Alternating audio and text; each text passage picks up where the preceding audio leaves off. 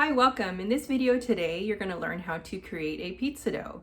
You're going to learn how to create a pizza dough from dry yeast and also a wild sourdough yeast. I will forewarn you though that if you are going to be using a sourdough starter, it's going to take a little longer to proof versus a dry yeast that you're using. We're going to go ahead and get started. I'm going to show you how to create the dough and put it together and how to store it. The first thing we're going to start today is a regular pizza dough, and the first step we're going to do with that is we're going to add the yeast to our bowl. We want to make sure that we allow the yeast to thrive and grow, so the proper temperature of the water that we're going to add to this should be at 105 to 110 degrees Celsius. A good way to test is to actually test it on your wrist, and if it feels at a comfortable warmth, then that's a good way to tell if you don't have a thermometer. So we're just going to add this to 1.5 teaspoons of yeast. And this is a good sign. The yeast is still floating on top of the water, and you can see it starting to foam up, and so this is a great sign. We're going to go ahead and add our flour. And we're adding 4 cups of flour. And we're also going to add 1.5 teaspoons of salt. And we're going to add a touch of olive oil. Do 1 teaspoon. And then we're going to give this a good mix.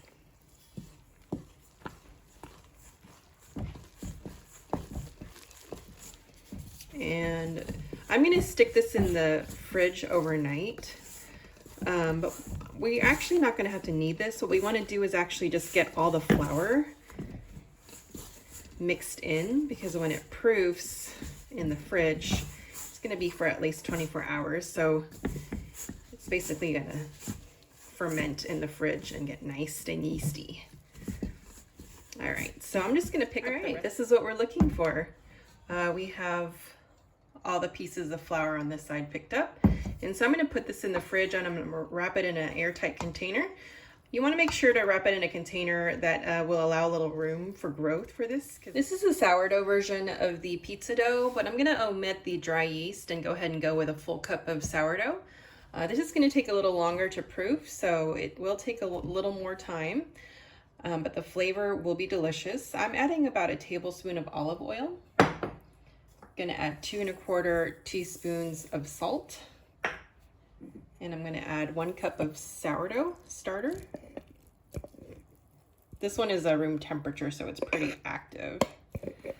And then I'm going to add the water.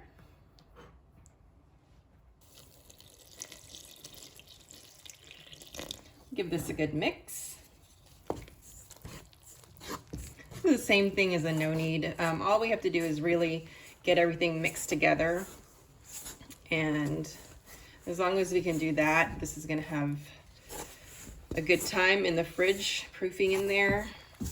I'll show you what we need to look for, what the end result is from mixing. Okay, this is what we're looking for. Everything has been mixed together.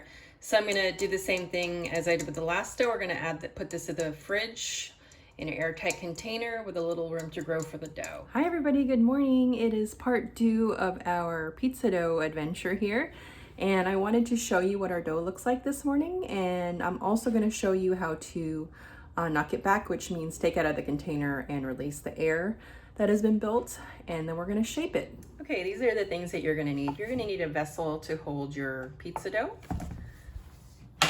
You're going to need some bench flour, and you're going to also need a dough scraper. This is the dough with a dry yeast. As you can see that it's increased in volume and it has nice lovely bubbles.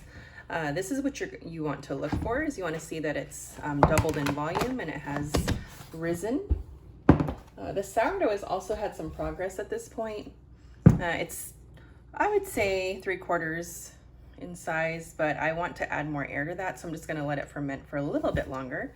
But what I'll be doing is actually demonstrating how to knock back the regular dough starter with the dry yeast. So I'm just going to add a little bench flour to my work surface here. You're going to want to take that out. You want to make sure to oil the container before you put it in the vessel. So I'm just going to scrape this out. Nice lovely air in there.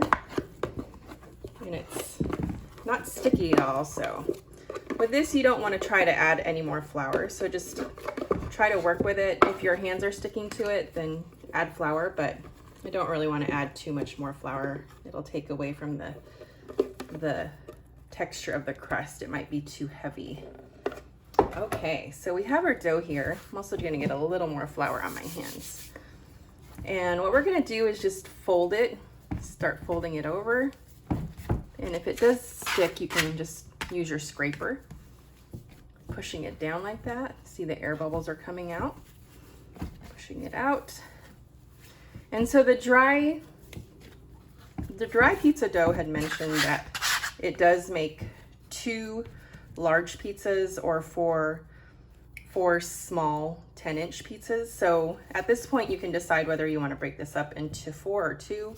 I'm going to be doing 2 because I have a big family and I know that 2 pizzas are going to disappear within a second. So looks like this is sticking here, so I'm going to add a little flour. I don't have a scale right now, so I'm just going to eyeball this and trust my judgment. So I'm going to basically try to shape this into a nice ball.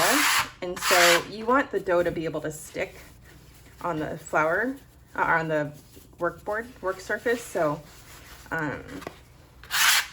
just going to remove some of this flour. And I'm just tucking in the dough. I'm trying to create a smooth surface here.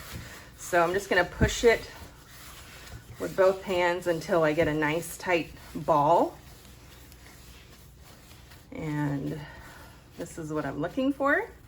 Nice, smooth. You can see that it's happy. The yeast is happy. It's trying to grow some more.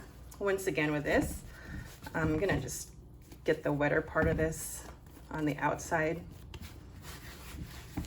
Start pushing with my hands again.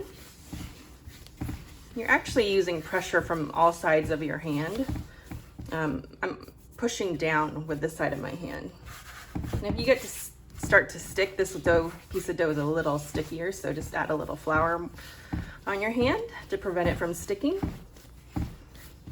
So this one's gonna need a little more love. All right, excellent. So we are where we need to be. I'm gonna go ahead and scrape this off, clean the board a little bit, and I'm going to show you how to flour your board. So we do need to add flour to this just so that it doesn't stick. We're gonna place these lovely soft pieces of dough on there. And then what you can do is, depending on what day you create, I'm making this a little smoother. I'm not happy with the smoothness of this. So what you can do is basically, if you pre-make these balls before class, if it's the night before, you can pull it out the morning out of the fridge. I would say a couple hours or an hour or 2 before class, because they do need to get to room temp for us to be able to handle them. When you leave them in the fridge, they're still going to continue to rise, so make sure you leave enough room for that. And make sure you cover these with some type of plastic wrap. I will mention that if you cover it with plastic wrap, that it does need to be oiled on top so it doesn't stick, or you can use a very nice damp cloth.